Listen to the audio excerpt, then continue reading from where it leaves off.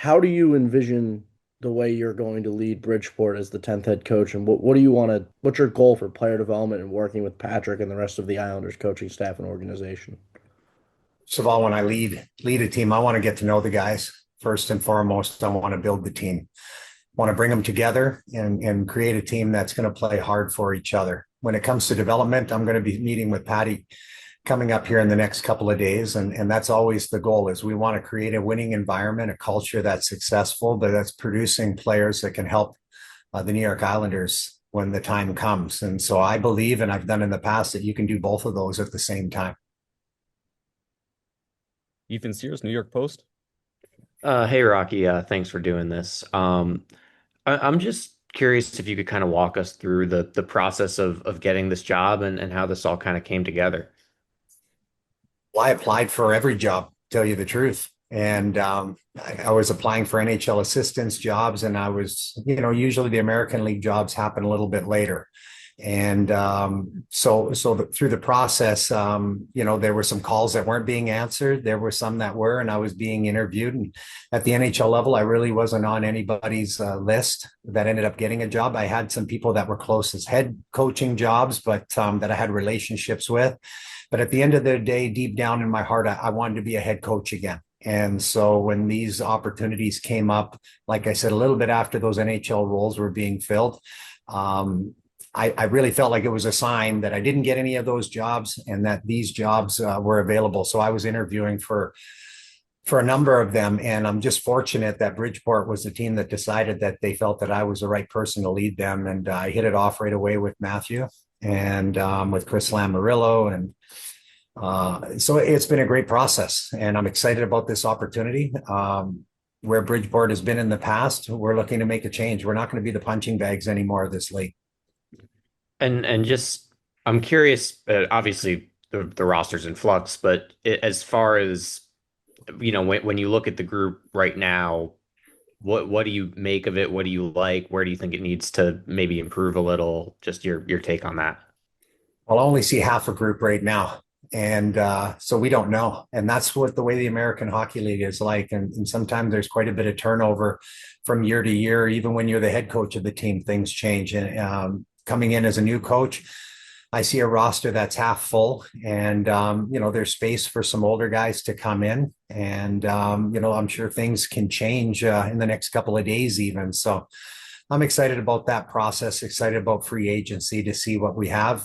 As a coach, we don't pick our roster. That happens with the people above us, and they've had a great history of doing that. And so my job is to bring them together as a group and develop those prospects and to create a winning culture.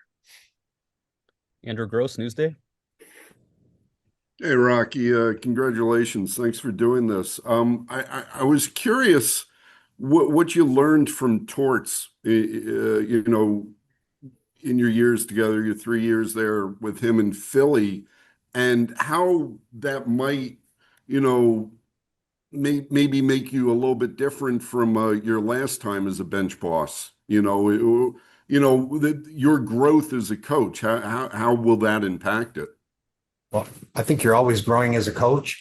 If you're not going to be relevant very long. Working with Torts for the last 3 years, there was no identity here in Philly when we got here. And Torts created an identity with this hockey team. He's very demanding, he's very passionate, and he's very caring. And I was able to see how players can respond to his style of coaching because of the type of person that he is. And they know that he cares about them. It's not for everybody. And there's been a handful of players over the years that, maybe didn't feel like they excelled under that environment. But when you look at our roster last year, and we lost a number of players to other teams, all of those players, didn't have the same statistical success that they had under Torts.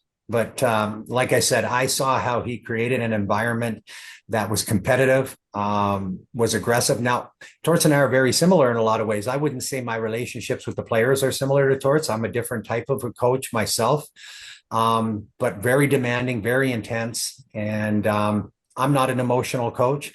I think Torts is very intense, and I'm very intense as well to get the most out of your players. And I think we do it in a different way. But I've learned that I could sit, he's a hockey Hall of Famer, and Torts and I grew very, very close over the last 3 years. And so I could write a book on the things that I've learned, but it's too much to say over this, but you're going to see it when we get into Bridgeport. You're going to see the things that I used to do in the past when I was with the Chicago Wolves and the Windsor Spitfires. And you're going to see things that I've improved upon as well. Maybe things that you don't always see during the game, but things that are behind the scenes, practices, etc., stuff like that. Tim Lammers, Fox 61. Hi, sorry, I had a little bit of a problem with my audio, so forgive me if you sort of hit this a little bit in that first question, but I was curious about developing that winning culture. I'm curious just how many different shades, flavors of winning culture are there, and what is yours, and what you're going to do to try to affect that outside of the X's and O's, outside of the player development, and how that maybe might dovetail with whatever Matthew Darsh's vision is for the parent club. Well, I think it's the culture that I create within the group. I really feel like we create an environment that's fun.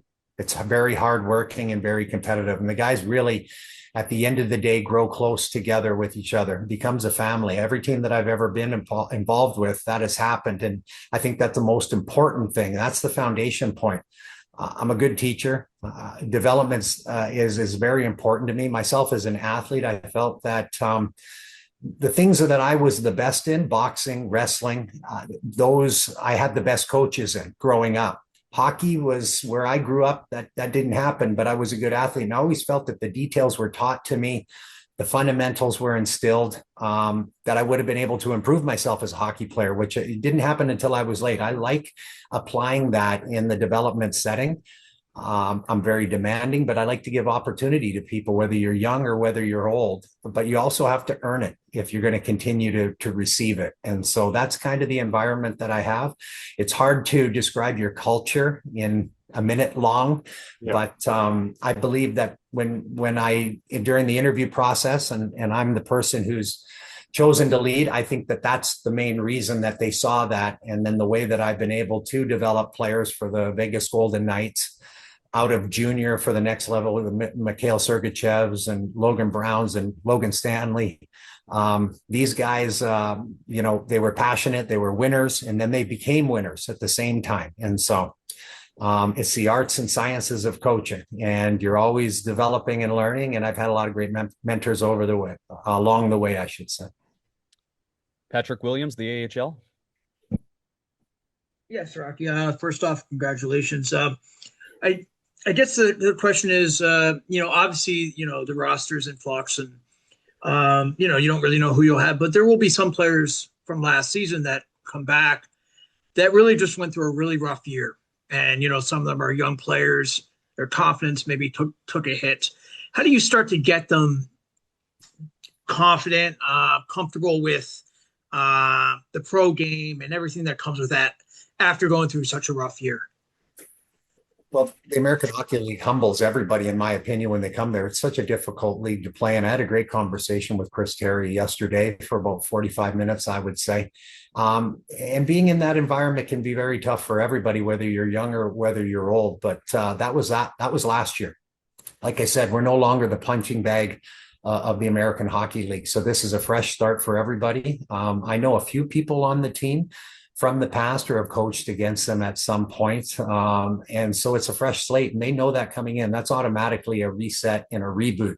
Like I said, I'm very demanding. And so they're going to have a lot of fun. That's the most important thing, I think, when this game is fun. When you come to the rink, they're not going to see me walking down the hall always holding a computer in my hand showing them what they did wrong. I'm going to be walking down the hall. I'm going to ask them what they did last night. That's my personality. I like getting to know the guys. I like talking with them and just socializing. To me, that's fun. And then when it's time to work, okay, guys, it's time to work. Let's get down to work. We're going to have fun doing that. And that's how I've always run it. And the teams that I've been a part of, whether I was a head coach or an assistant, that environment was always present. And so when those guys are going to figure it out, and they're going to see it, and they're going to want to excel, and they're going to be able to excel. Rachel Lucier, NewYorkIslanders.com. Hey, Rocky, congratulations. Just, with the draft this weekend and development camp quickly after, what's your excitement level for being able to run development camp? And also, what do you make of being able to potentially work with the first overall pick?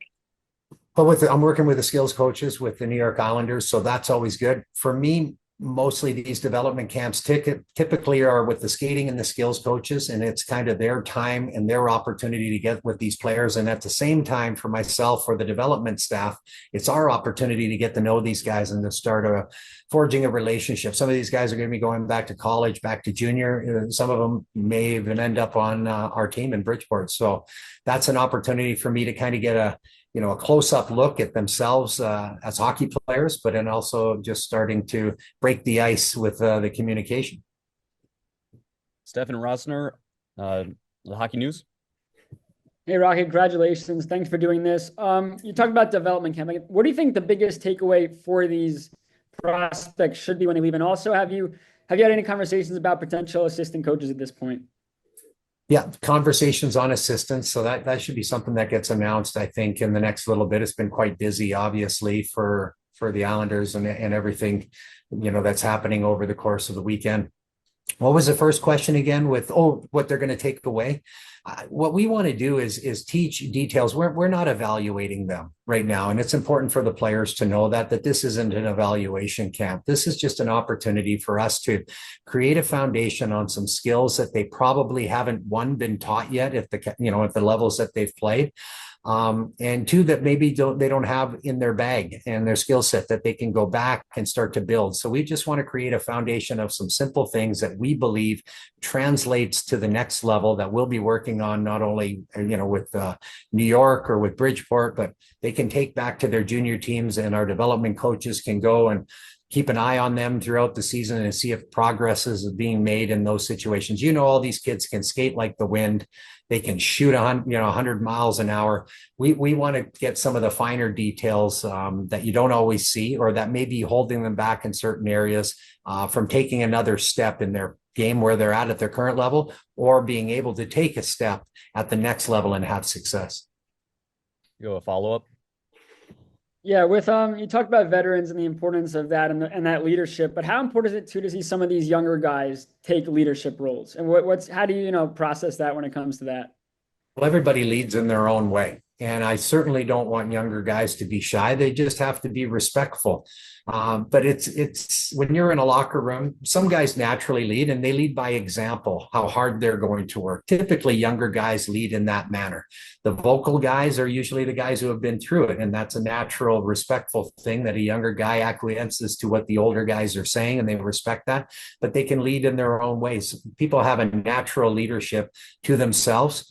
And that always seems to come out as they get into an environment. They start to become part of something special, something that becomes a family. And that's what we're going to create there in Bridgeport.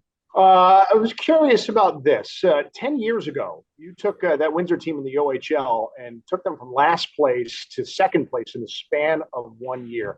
I'm just curious if there's anything about, granted, it was the OHL and it was a long time ago, but was there anything about the quick turnaround you made here that you think could inform what could happen with trying to do a quick turnaround in Bridgeport? Well, I took over from Bob Bugner too. So this is nothing against, the previous coaching staff that was here. Sometimes players need to get a new voice, which is important. In Windsor, it was my style of coaching. That was maybe different from Boogie's. I really don't know. Boogie's a very capable coach. He went on and coached in the National Hockey League and still is there. And obviously he's with the Islanders right now, and became a head coach in the NHL for parts of, I think, 4 or 5 seasons. So when we went in there, like I said, I wanted to create a foundation from the previous year. I wanted us to turn the page on what happened. And, institute, the way I coach is very aggressive. I'm not aggressive with the players. I mean, the way we play is going to be very aggressive. And sometimes you have physical players, sometimes you don't, but it doesn't mean that you're not going to be aggressive. And that's something that I want us always to be on the tack. So style of play is important. That we're always coming at you. You're going to know that you played against us. I was thinking to Dan Campbell when he took over the Detroit Lions after many years of tough seasons, and just go watch his interview. I won't reiterate it, but that's what I think about when it makes the hair on my back stand up. When he did that interview, and I'm like, yep, I wasn't far removed from when I was in Windsor. It's like, that's how you do it. You start a foundation, you're going to claw, you're going to scratch, and you're going to earn every single thing that you get at the end of the day. Just got time for two or three more here. Russ Macias. Yeah, just past staffs like Brent Thompson was here for probably a decade as a coach, and he described it. This particular community is one that's tight knit and loyal. The fans are particularly loyal and love this team. So, how excited are you to get to be in this kind of tight knit community and join and be a part of that legacy? 100%. Brent and I are really close. Like we're like brothers, and we played together. He coached me right at the when he first started coaching, and yeah, I remember for all those years, Tomer never had nothing but great things to say about the time that he had spent in Bridgeport. So this opportunity to be a part of that and to experience it myself from the organization with the Islanders down there, and then how the community is, it's a blessing, and I'm looking forward to getting involved. Rachel Lucier, NewYorkIslanders.com. Rocky, I'm curious about the beginning of your pro career. What do you remember about your draft day being taken in the third round by Calgary and back in '95? And also, what's your advice to the upcoming draft class? Well, I was lucky that the draft was held in Edmonton, and I grew up north of Edmonton in Alberta, Canada. And so my family and I traveled there, and I'm Native American. So my family was there. A lot of people from the reservation and stuff came. And so when my name got called, it was kind of funny because back then they did all the rounds in the same day. So the first round wasn't till like on a Friday. It was like every round was together.